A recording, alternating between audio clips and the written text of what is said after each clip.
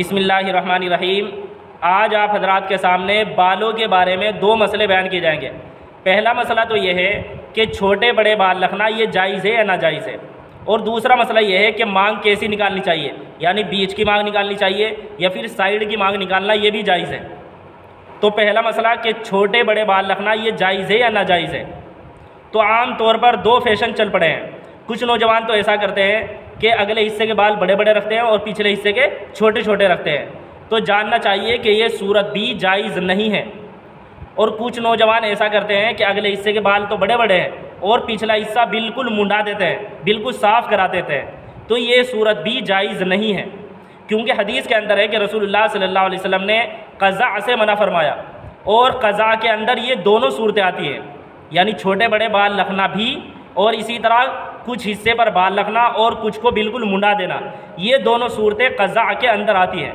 तो चूँकि हदीस के अंदर रसूलुल्लाह सल्लल्लाहु अलैहि वसल्लम ने इन दोनों सूरतों से मना फरमाया है, यानी छोटे बड़े बाल रखने से भी, इसी तरह कुछ हिस्से पर तो बाल हो और कुछ को बिल्कुल मुंडा दिया जाए, इन दोनों सूरतों से चूँकि रसूलुल्लाह सल्लल्लाहु अलैहि वसल्लम ने मना फरमाया है, इसलिए ये दोनों सूरतें जायज़ नहीं हैं। इन दो सूरतों के अलावा तरह तरह के स्टाइल के बाल, तरह तरह के फैशन के बाल नौजवानों ने बनवाने शुरू कर दिए हैं। आप भी नाई की दुकान में गए होंगे, वहाँ 20-30 फ़ोटो लगे रहते हैं जहाँ तरह तरह के स्टाइल के बाल, तरह तरह के फैशन के बाल बने हुए होते हैं, और नौजवान उनमें से किसी भी तरह के फैशन के बाल बनवा लेते हैं। तो जानना चाहिए कि किसी भी तरह के फैशन के बाल बनवाना ये जायज़ नहीं है, क्योंकि ये सब तग़यीर ख़ल्क़िल्लाह में दाखिल है, यानी अल्लाह की बनाई हुई चीज़ को बिगाड़ना, अल्लाह की बनाई हुई चीज़ में रद्द-बदल करना, और अल्लाह की बनाई हुई चीज़ में रद्द-बदल करना, उसमें काट छाँट करना, ये जायज़ नहीं है। मिसाल के तौर पर किसी की नाक बहुत ज़्यादा लंबी है तो वो उसमें प्लास्टिक सर्जरी करके उसको सही नहीं कर सकता, बल्कि अल्लाह ने जैसी बना दी उसको ऐसा ही रखना ज़रूरी है। इसी तरह अल्लाह तबारक व तआला ने जिस तरह बाल बना दिए बस उनको ऐसे ही रखना ज़रूरी है। ना तो छोटे बड़े करना जायज़ है और ना ही उनमें तरह तरह के फैशन निकलवाना, तरह तरह के फैशन के बाल बनवाना, ये भी जायज़ नहीं है। यहाँ पर एक मसला और समझने का है कि जिस तरह खुद छोटे बड़े बाल बनवाना या तरह तरह के फैशन के बाल बनवाना जायज़ नहीं है, इसी तरह अपने बच्चों के भी छोटे बड़े बाल बनवाना या तरह तरह के फैशन के बाल बनवाना ये जायज़ नहीं है। आम तौर से माँ बाप मोहब्बत में आकर हर बच्चे की हर ज़िद को पूरा करते हैं, ये नहीं देखते कि बच्चे की ये ज़िद अल्लाह तबारक व तआला के हुक्म के ख़िलाफ़ है या नहीं, बच्चे की ये ज़िद रसूलुल्लाह सल्लल्लाहु अलैहि वसल्लम के हुक्म के ख़िलाफ़ है या नहीं, ये नहीं देखते, बल्कि हर ज़िद को पूरा करने की कोशिश करते हैं। इस तरह हम अपने बच्चों को शुरू ही से अल्लाह तबारक व तआला का नाफरमान बना देते हैं। तो ख़ुद सोचने वाली बात है कि जब हम अपने बच्चों को शुरू ही से अल्लाह तबारक व तआला का नाफरमान बना देंगे तो बड़े होकर ये बच्चे अल्लाह तबारक व तआला के हुक्म की और ज़्यादा नाफरमानी करेंगे। बड़े होकर ये दाढ़ी भी कटवाएंगे और इसी तरह और भी नाजायज़ काम करेंगे। इसलिए कोशिश ये करनी चाहिए कि बच्चे की वही ज़िद पूरी करें कि जो अल्लाह के हुक्म के मुताबिक हो, रसूलुल्लाह सल्लल्लाहु अलैहि वसल्लम के हुक्म के मुताबिक हो। और जो ज़िद बच्चा ऐसी करता है कि उसमें अल्लाह तबारक व तआला के हुक्म की नाफरमानी हो रही है या रसूलुल्लाह सल्लल्लाहु अलैहि वसल्लम के हुक्म की नाफरमानी हो रही है, बच्चे की उस ज़िद को हरगिज़ पूरा नहीं करना चाहिए। बहरहाल छोटे बड़े बाल बनवाना, इसी तरह तरह तरह के फैशन के बाल बनवाना ये जायज़ नहीं है।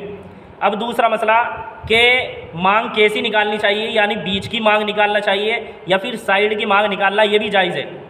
तो जानना चाहिए कि रसूलुल्लाह सल्लल्लाहु अलैहि वसल्लम से दो बातें साबित हैं। एक तो ये कि रसूलुल्लाह सल्लल्लाहु अलैहि वसल्लम अपने सारे बाल पीछे की तरफ रखते थे, कोई मांग नहीं निकालते थे, और कभी कभी आप सल्लल्लाहु अलैहि वसल्लम ने ऐसा भी किया है कि बीच की मांग निकाली है। इसलिए ये दोनों सूरतें जायज़ है। या तो आपके बड़े बड़े बाल हैं तो आप अपने सारे बालों को पीछे की तरफ ले जाएं, कोई मांग ना निकालें, और दूसरी सूरत ये है कि आप बीच की मांग निकालें। ये दोनों सूरतें जायज़ है। लेकिन साइड की मांग निकालना ये रिवाज मुसलमानों के अंदर बहुत बाद में आया है। ये रिवाज मुसलमानों के अंदर बहुत बाद में आया है। अंग्रेज़ जब हिंदुस्तान के अंदर आए, उन्होंने तरह तरह के फैशन के बाल बनवाए, उसी वक्त से ये तरह तरह के फैशन के बाल मुसलमानों के अंदर आ गए हैं। तो साइड की मांग निकालना ये भी रसूलुल्लाह सल्लल्लाहु अलैहि वसल्लम से साबित नहीं है। इसलिए मसला ये है कि साइड की मांग निकालना ये मुनासिब नहीं है, बेहतर नहीं है। देखो ये सूरत बिल्कुल हराम नहीं है, बल्कि मुनासिब और बेहतर नहीं है। इसलिए साइड की मांग भी नहीं निकालनी चाहिए, बल्कि या तो बीच की मांग निकालनी चाहिए या फिर अपने सारे बाल पीछे की तरफ कर लेने चाहिए। और ये बात भी याद रखें कि ये मसला दोनों के लिए है, यानी मर्द को भी साइड की मांग नहीं निकालनी चाहिए, इसी तरह औरत को भी साइड की मांग नहीं निकालनी चाहिए, बल्कि बीच की मांग ही निकालनी चाहिए, या फिर अपने सारे बाल पीछे की तरफ कर ले, कोई मांग ना निकाले। इनके अलावा 2-3 मसले और हैं, जैसे मर्द के लिए कितने लंबे बाल रखना जायज़ है, और दूसरा मसला ये है कि मर्द का औरतों की तरह चोटी बनाना ये जायज़ है या नाजायज़ है। इसी तरह जिस तरह लंबे लंबे बाल रखना सुन्नत है, तो क्या गंजा होना भी सुन्नत है? तो ये 2-3 मसले इंशाअल्लाह अगली वीडियो के अंदर बयान किए जाएंगे।